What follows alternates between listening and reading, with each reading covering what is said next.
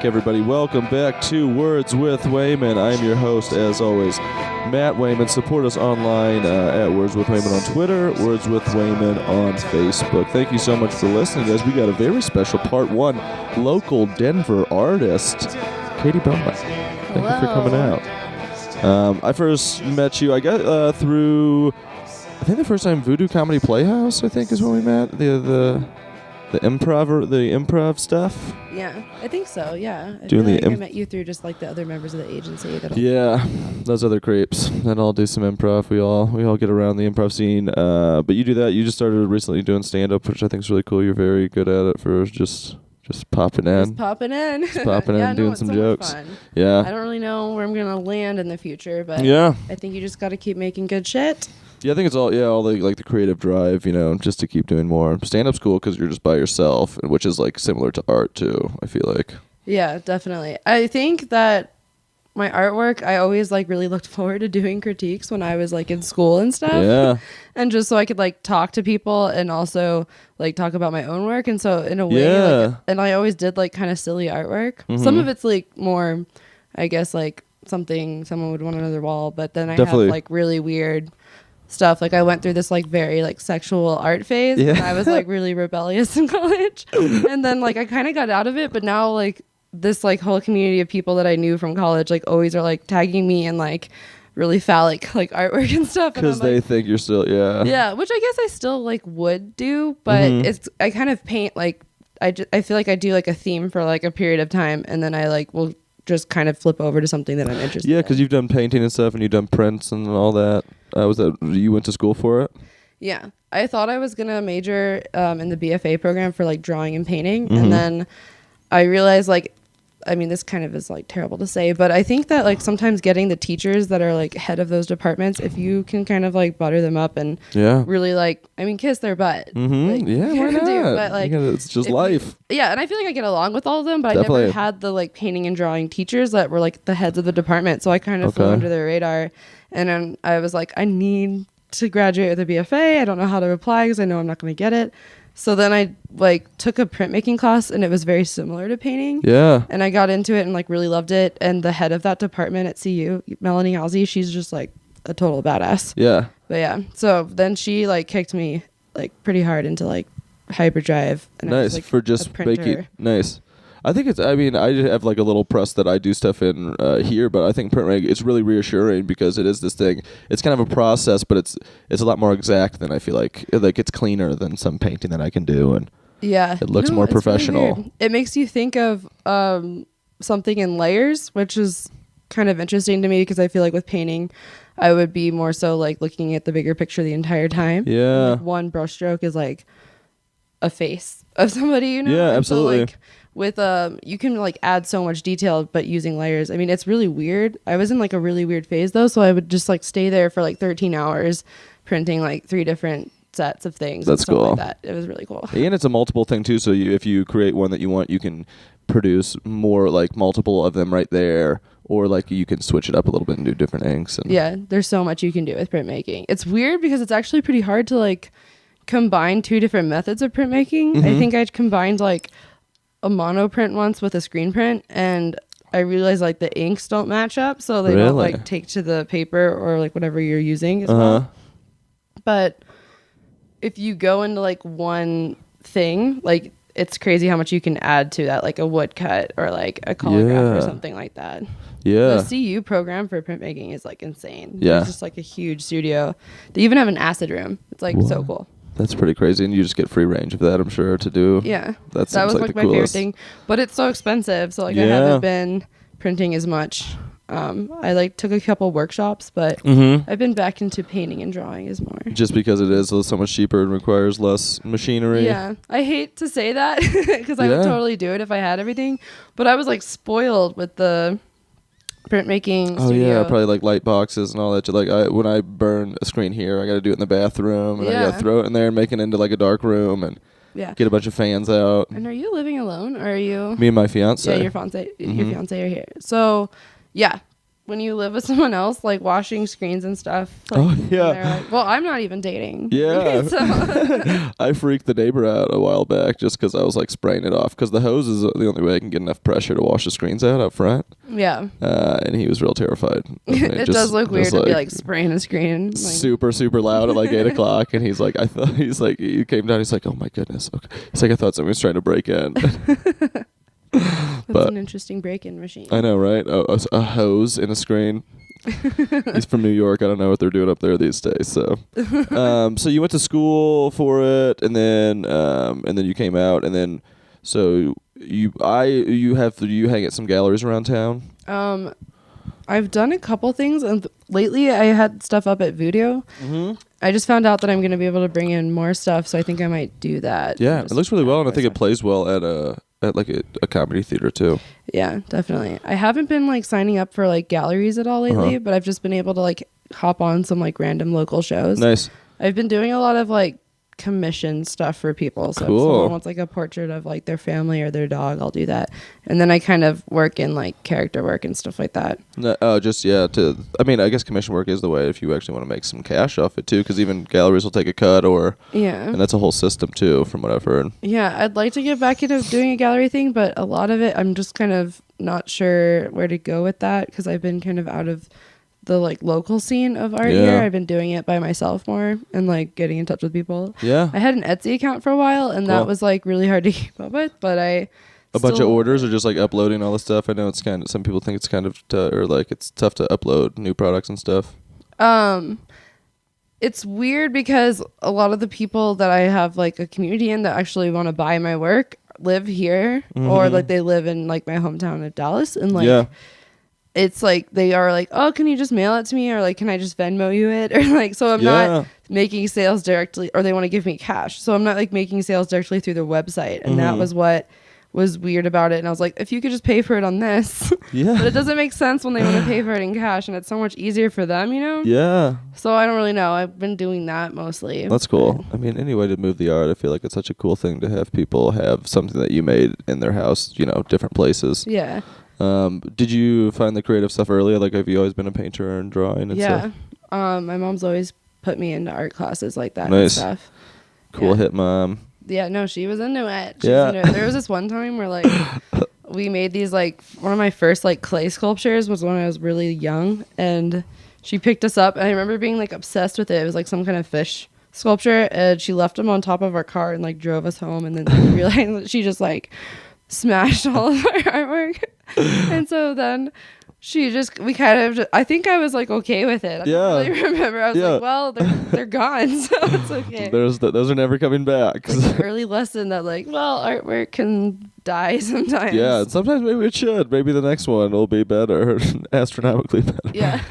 I know. I've seen some little drawings and stuff I did when I was a kid, and some of those should have been thrown away or dropped off the top of the car. Oh, I have a lot of drawings and sketchbooks from when I was young, and I always look at them and I'm just like shocked. There was one time where I like was really into trying to draw like fashion when I was really young. Cool.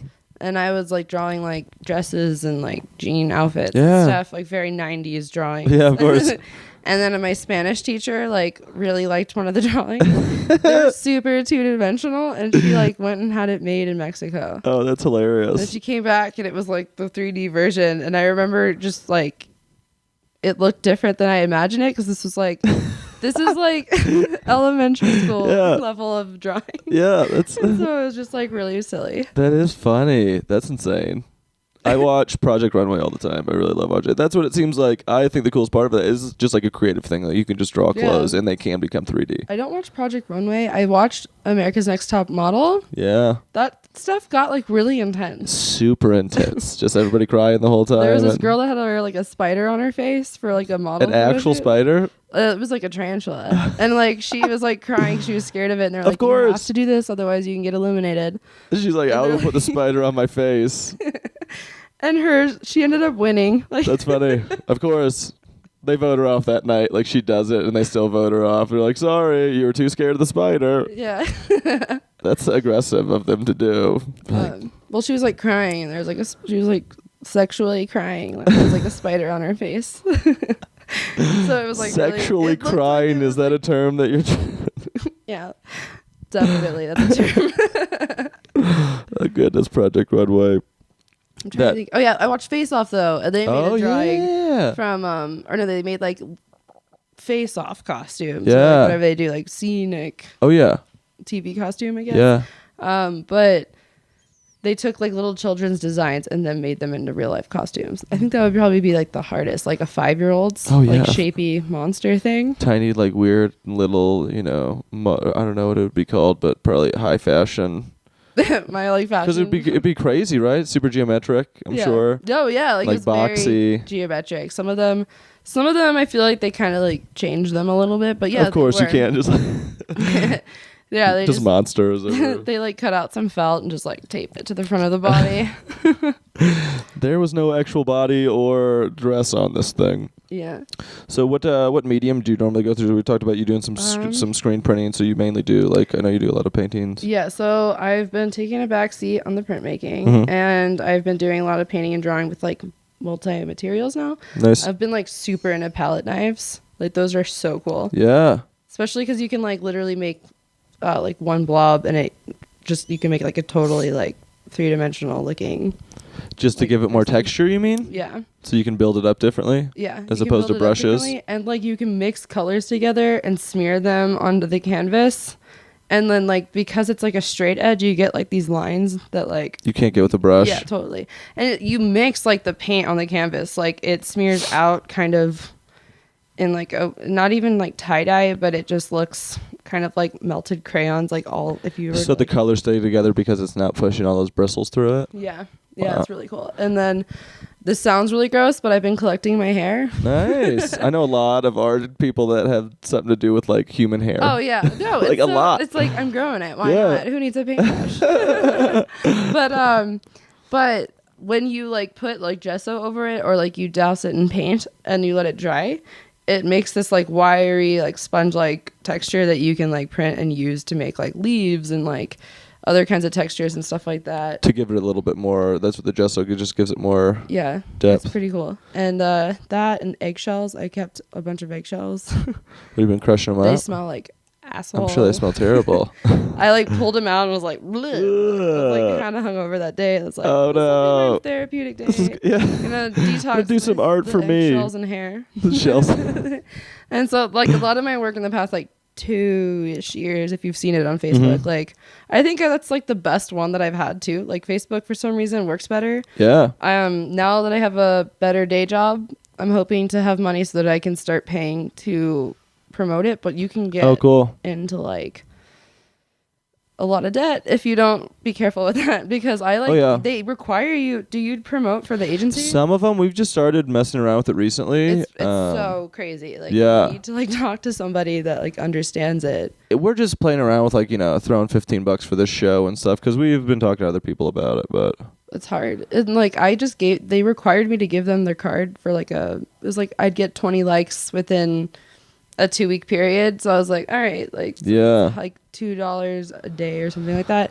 And then I like canceled it because I tried it on Etsy and Facebook to see which one was the best. And then they still like charge your card no matter what. So I got charged like $170 for like a 2-week. It's insane. And like the amount of like the ratio of like promotion was equal to 20 likes is what I'm saying. So like that's crazy. That's not that much. No, and like we've just been trying to like we boosted one video that we had and we got like another like 10,000 hits, but it was already rolling anyway. So it's like once it's rolling downhill, I think it helps more effectively. But if it's not already being shared a bunch of times, it's just not going to really work anyway. Yeah.